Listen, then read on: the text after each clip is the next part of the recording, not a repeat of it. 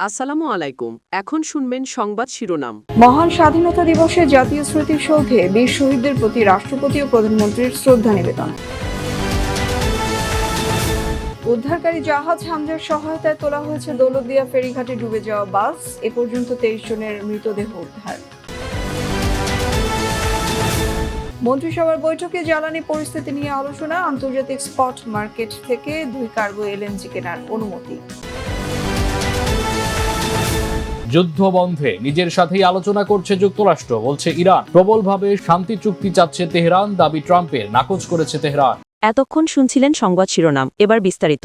মহান স্বাধীনতা ও জাতীয় দিবসে সাভার জাতীয় স্মৃতিসৌধে ৭১-এর বীর শহীদদের প্রতি শ্রদ্ধা জানিয়েছেন রাষ্ট্রপতি মোহাম্মদ শাহাবুদ্দিন এবং প্রধানমন্ত্রী তারেক রহমান। বৃহস্পতিবার ভোর ৬টার কিছু পরে ফুল দিয়ে বীর শহীদদের প্রতি শ্রদ্ধা জানান। পুষ্পস্তবক অর্পণের পর ১৯৭১ সালের মহান মুক্তিযুদ্ধের বীর শহীদদের প্রতি বিনম্র শ্রদ্ধা জানাতে সেখানে কিছু সময় নীরবে দাঁড়িয়ে থাকেন রাষ্ট্রপতি ও প্রধানমন্ত্রী। এ সময় সেনাবাহিনী, নৌবাহিনী ও বিমান বাহিনীর সমন্বয়ে গঠিত একটি চৌকস দল তাদের রাষ্ট্রীয় অভিবাদন জানায়। পরে প্রধানমন্ত্রী মন্ত্রী পরিষদের সদস্যদের নিয়েও আলাদাভাবে শ্রদ্ধা নিবেদন করেন। এ সময় স্বাধীনতা যুদ্ধে জাতির শ্রেষ্ঠ সন্তান বীর শহীদ এবং ১৯৯০ ও ২০২৪-এর অভ্যুত্থানের শহীদদের আত্মার মাগফিরাত কামনা করে দোয়া করেন প্রধানমন্ত্রী ও মন্ত্রী পরিষদের সদস্যরা। জাতীয় স্মৃতিসৌধে শ্রদ্ধা নিবেদন শেষে শহীদ রাষ্ট্রপতি জিয়াউর রহমান ও সাবেক প্রধানমন্ত্রী বেগম খালেদা জিয়ার সমাধিতে শ্রদ্ধা নিবেদন করেছেন প্রধানমন্ত্রী তারেক রহমান। আজ ২৬শে মার্চ, মহান স্বাধীনতার গৌরবের ৫৬তম দিবস। যথাযোগ্য মর্যাদায় দিনটি পালন করছে জাতি। রাজনীতি বিশ্লেষকদের মতে ৭১-এ যে স্বপ্নের স্বাধীনতা অর্জন হয়েছে তা পুরোপুরি পূরণ করা যায়নি, কিন্তু যে জাগরণ ৭১-এ মানুষের মনে জন্ম নিয়েছিল তা এখনও জীবন্ত। হাইজ্যাক করার চেষ্টা করেও জনগণের অন্তর থেকে সে চেতনা কেড়ে নেওয়া যায়নি, যাবেও না। আহমেদ সরোয়ারের report. I, Mrs. Ziaur Rahman, do hereby declare the independence of Bangladesh. ১৯৭০ সাল নির্বাচনের পর পাকিস্তানি শাসকেরা যখন গণতান্ত্রিক প্রক্রিয়ায় ক্ষমতা হস্তান্তর না করে পূর্ব পাকিস্তানের উপর সামরিক হামলা শুরু করে, তখন সংঘবদ্ধ জাতি স্বতঃস্ফূর্তভাবে মুক্তিযুদ্ধে ঝাঁপিয়ে পড়ে। পাকিস্তানে ছিল অগণতান্ত্রিক সেনাশাসন। জনগণ স্বপ্ন দেখেছে বেসামরিক গণতান্ত্রিক বাংলাদেশ। সামাজিক অর্থনৈতিক ব্যবস্থায় থাকবে না বৈষম্য। সেই আকাঙ্ক্ষার ভিত্তিতেই স্বাধীন বাংলাদেশ রাষ্ট্রের অভ্যুদয় হয়। গত ৫ দশকে রাজবাড়ী দৌলতদিয়া ফেরিঘাটে পদ্মা নদীতে ডুবে যাওয়া বাসটি উদ্ধার করা হয়েছে। শেষ খবর পর্যন্ত এ দুর্ঘটনায় মৃতের সংখ্যা বেড়ে ১৪ জন। বুধবার বিকেল ৫:৩০টার দিকে বাসটি নদীতে পড়ে যায়। চোখের নিমিষেই বাসটি পানিতে পড়ে যেতে দেখেন ঘাটে উপস্থিত মানুষ। যাত্রীদের কেউ কেউ বের হয়ে আসতে পারলেও বেশিরভাগই বাসের মধ্যে আটকা পড়ে। দুর্ঘটনার পরই স্থানীয়ভাবে ফায়ার সার্ভিস ও পুলিশ উদ্ধার কাজ শুরু করে। যোগ দেয় উদ্ধারকারী জাহাজ হামজা। পরে উদ্ধারে অংশ নেন সেনা সদস্যরাও। প্রত্যক্ষদর্শীরা জানান, কুষ্টিয়ার কুমারখালী থেকে ছেড়ে আসা সৌহার্দ্য পরিবহনের একটি বাস দৌলতদিয়া ৩ নম্বর ফেরিঘাটের পন্টুন হয়ে ফেরিতে ওঠার সময় নিয়ন্ত্রণ হারিয়ে নদীতে পড়ে যায়। অল্প সময়ের মধ্যেই উদ্ধার করা হয় 4টি মৃতদেহ, যা সময় গড়ানোর সাথে সাথেই বাড়তে থাকে। দুর্ঘটনাস্থলটি অত্যন্ত গভীর হওয়ায় উদ্ধার কাজে জটিলতা দেখা দেয়। বাসটা ব্রেক ফেল করছে, ব্রেক ফেল করে মানে আপনার ড্রাইভার পারলে কিন্তু আপনার যে কোনো সাইড নিয়ে ট্রাই করতে পারতো। ড্রাইভার লাফ দিয়ে নামে গেল পল্টনের উপরে। নামার পরে গাড়িটা পানিতে চলে গেল। আমার বউ আর আমার বাচ্চা ছিল, আমি বাইরে বেরিয়েছিলাম ভাই একটু ফেরি দেখার জন্য যে ফেরি আসতেছে নাকি, আর ওর মধ্যে ফেরি টান দিছে গাড়ি। আপনার সামনে কি পড়ে গেছে? আমার সামনেই পড়ছে ভাই। মধ্যপ্রাচ্যের যুদ্ধ দীর্ঘায়িত হলেও সরকারের জ্বালানি সক্ষমতা ও কার্যক্রম যাচাই করে পরিস্থিতি সামাল দেওয়ার নির্দেশনা দিয়েছেন প্রধানমন্ত্রী তারেক রহমান।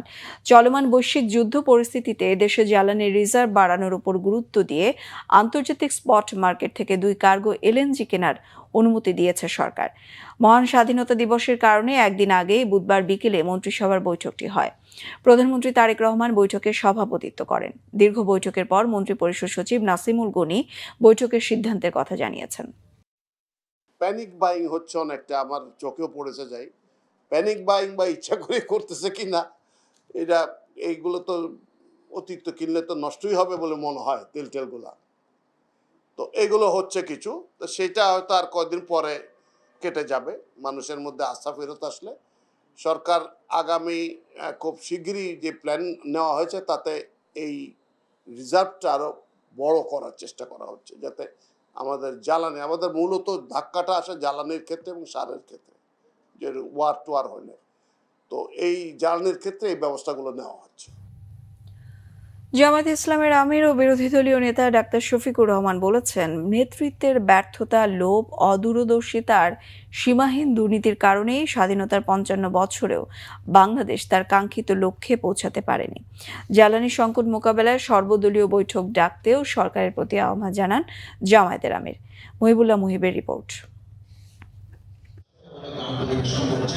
মহান স্বাধীনতা ও জাতীয় দিবসকে সামনে রেখে জাতীয় প্রেস ক্লাবে আলোচনা সভার আয়োজন করে ঢাকা মহানগর দক্ষিণ জামাত। অনুষ্ঠানে দলের আমির ও বিরোধী দলীয় নেতা ডাক্তার শফিকুর রহমান বলেন, দুর্নীতির বিষ বাষ্প যতদিন দূর না করা যাবে ততদিন মানুষ স্বাধীনতার সুফল ভোগ করতে পারবে না। জামাত আমির আরো বলেন, তার দেয়া বক্তব্য না বুঝেই সমালোচনা করেন।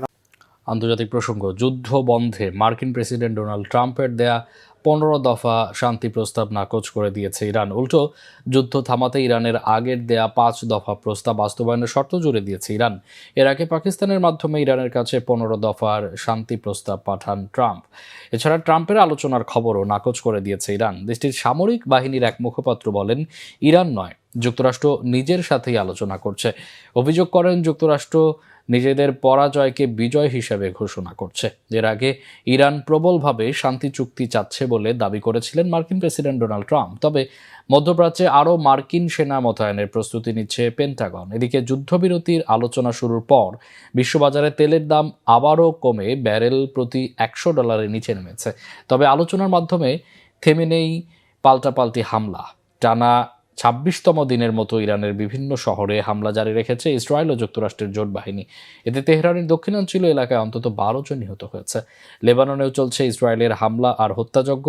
ইসরায়েলের পাশাপাশি মধ্যপ্রাচ্যে মার্কিন ঘাঁটিসহ বিভিন্ন জ্বালানি ও বেসামরিক স্থাপনা লক্ষ্য করে পাল্টা আঘাতের তীব্রতা বাড়িয়েছে ইরান।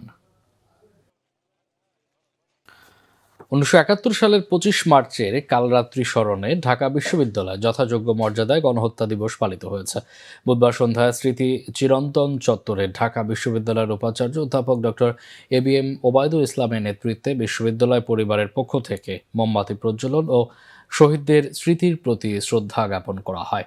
পরে উপাচার্য অধ্যাপক ডক্টর ABM ওবায়দুল ইসলামের সভাপতিত্বে স্মৃতি চিরন্তন চত্বরে এক আলোচনা সভা অনুষ্ঠিত হয়। সভা শেষে কালরাত্রি স্মরণে ডকুমেন্টারি প্রদর্শন করা হয়।